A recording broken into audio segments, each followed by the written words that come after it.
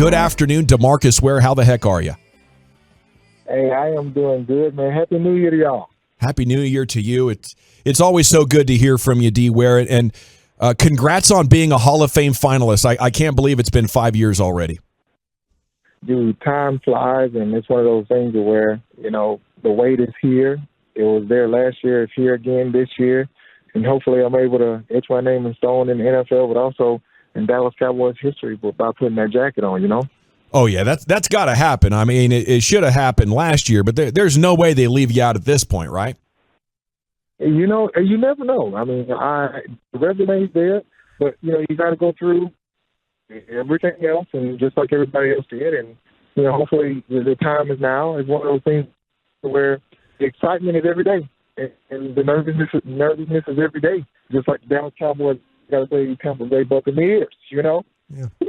Yeah, absolutely. If they leave you out, D. Ware, after we got to catch up with you back there in August at that Miller Lite Fantasy Football visit there at the Ford Center, we're going to riot, okay? We got your back. We're rioting. That's absolutely ridiculous. This is the year, DeMarcus. But let's talk about that Bucs matchup. Are you nervous after the way the Cowboys played against Washington? Because it stinks losing to Washington, and I feel sick about it. I'm nervous because of two things. Because the performance that I haven't been seeing like the beginning of the season, right? When I saw the Cowboys clicking on all cylinders, I'm like, okay, if they play like this, there's no team in the NFL that can beat them. But as of late, turning the ball over, the offense playing well, the defense not playing well. The defense playing well, the offense, vice versa. It's like one of those things where, like, that's number one, inconsistency. Number two, you're going to play against Tom Brady. It's a playoff. It's different. I don't care how Tampa Bay's been playing this year. Here's a new game. This is like a game where everybody's excited. They're ready to go and, go out with a bang, get to the playoffs. Actually, not in the playoffs, but, try to get to the Super Bowl. So, I'm with the boys, as you said. But you got to crank it up. Like, we have to. 100%. Now, what do you remember about your experiences playing Brady? And is he a trash talker? Oh, he talks plenty of trash. I mean, that's for sure. It took me, I don't know, maybe 9 years to beat Brady. I didn't beat Brady one time when I played the Dallas Cowboys.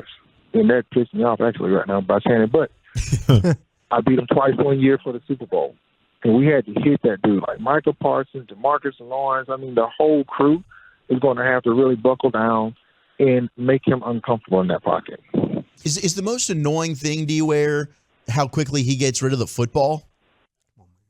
Yeah, because usually, quarterbacks, you can usually rattle them to where, like, let's say you push the interior guys, okay, cool, he's going to get off the ball a little bit faster. If the outside guys are rushing, really good, he's going to step up in the pocket and it's going to be a quicker pass. But no. It doesn't matter. He's 2 seconds or earlier, no matter what, he's getting off the ball. So it doesn't matter if you can get to him or not. So it's like you got to almost like just make the pocket really small, like a phone booth, so he can't make that phone call and score a touchdown on you. I mean, it is what it is, but you have to do that. Just keep him corralled in that pocket. DeMarcus, when you're talking about dealing with a stationary quarterback going in. So if you had to give Micah some advice or even Lawrence about how to handle a quarterback that's stationary, is it with rush angles, or what are you looking at when you got a guy that's just going to sit there and make those throws?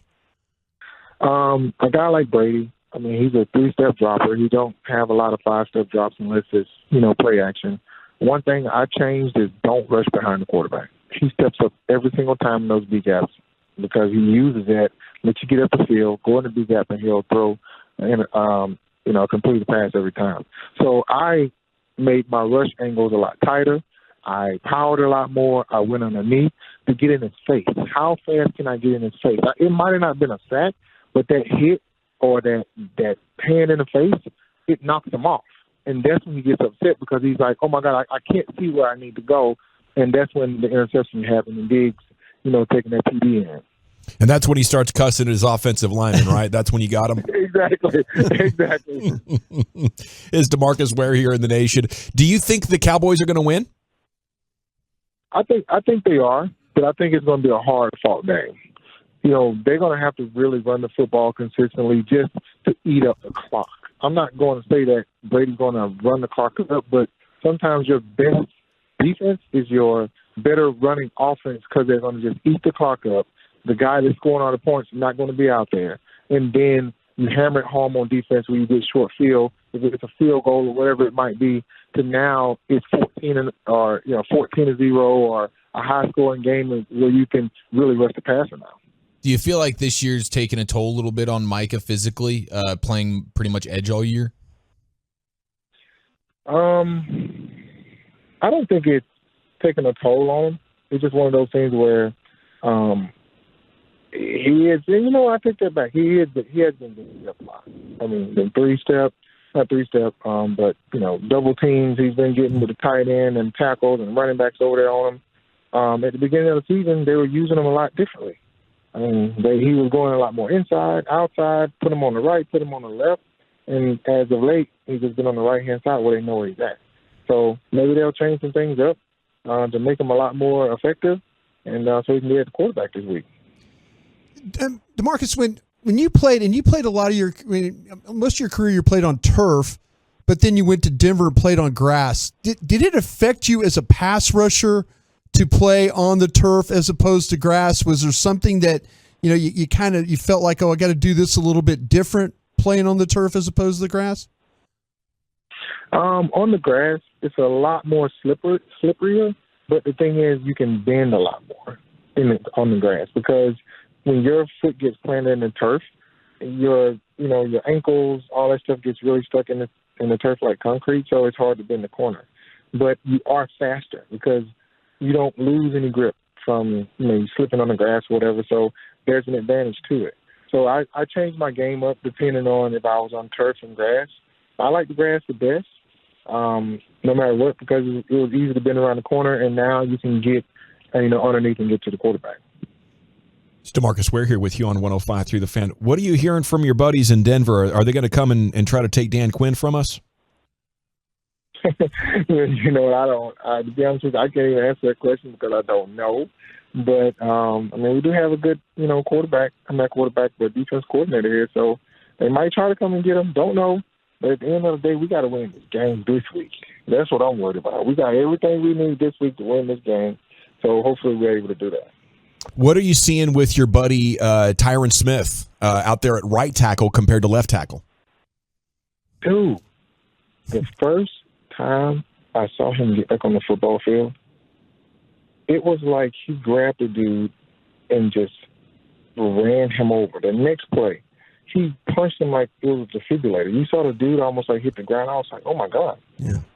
He was so hungry to get back on the field, and I like him at right tackle. Now he don't have to worry about a lot of the speed guys. He worry about the power guys. That's what he wants. He wants guys that are going to try to push him, try to use their strength, because he's a strong guy. So I think it's a perfect transition for him playing right tackle.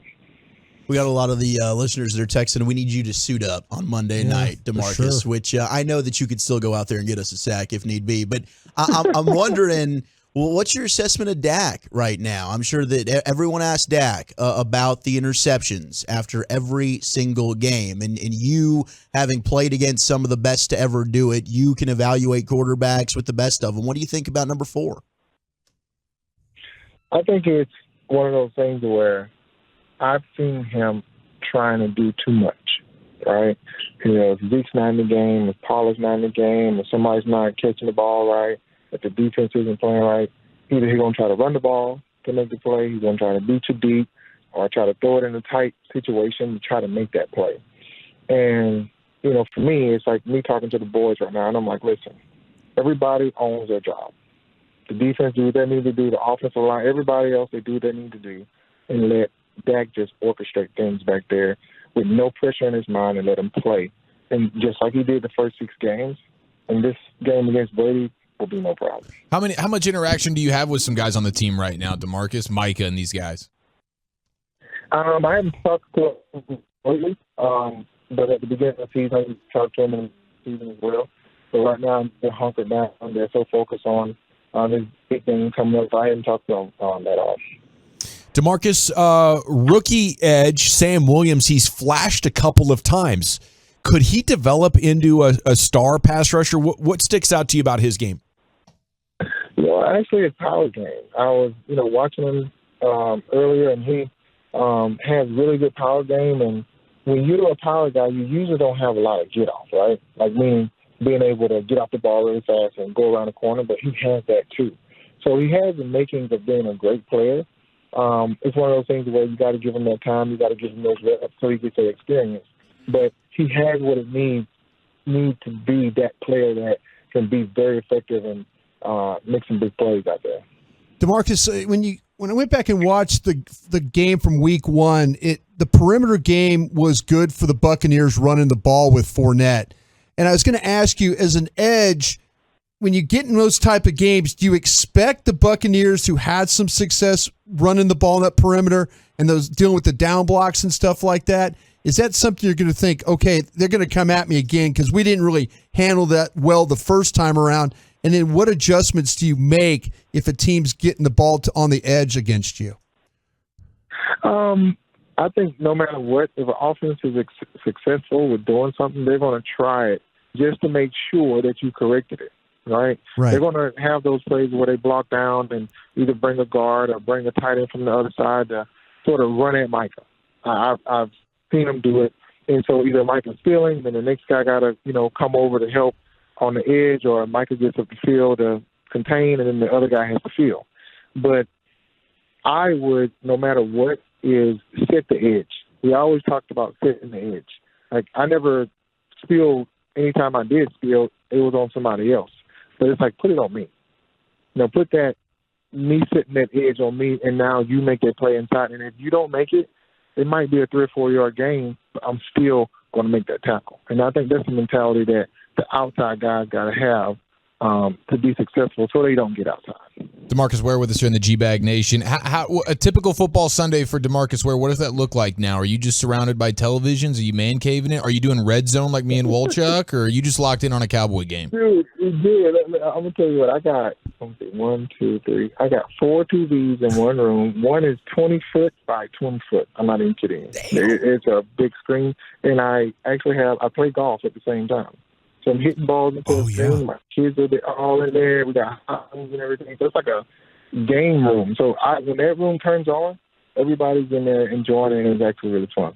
You stud. Bro. What a beast. Doing it right. How's your golf game coming along? That is awesome. I shot 84 yesterday. So, my putting's a little, every once in a while it wants to get a little swirl. It depends on the cut of the greens. But, just getting better and getting over there and seeing some eagles, but still getting bogeys.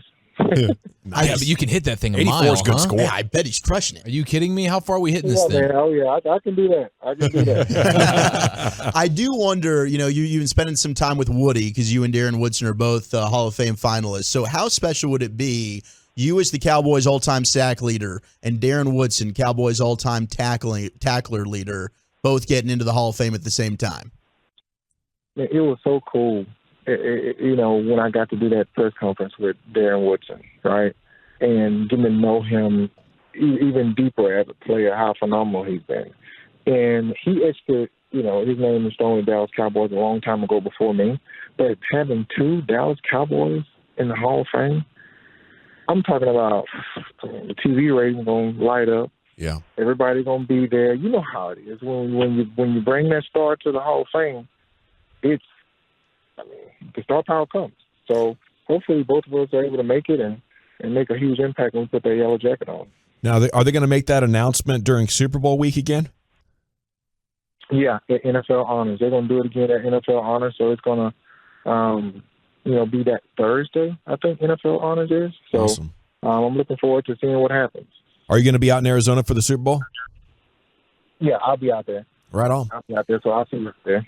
Yeah, we'll be there. It'd be great to catch up again, talk about the Cowboys winning the Super Bowl or the off season or something. There you go. Yeah, yes, sir.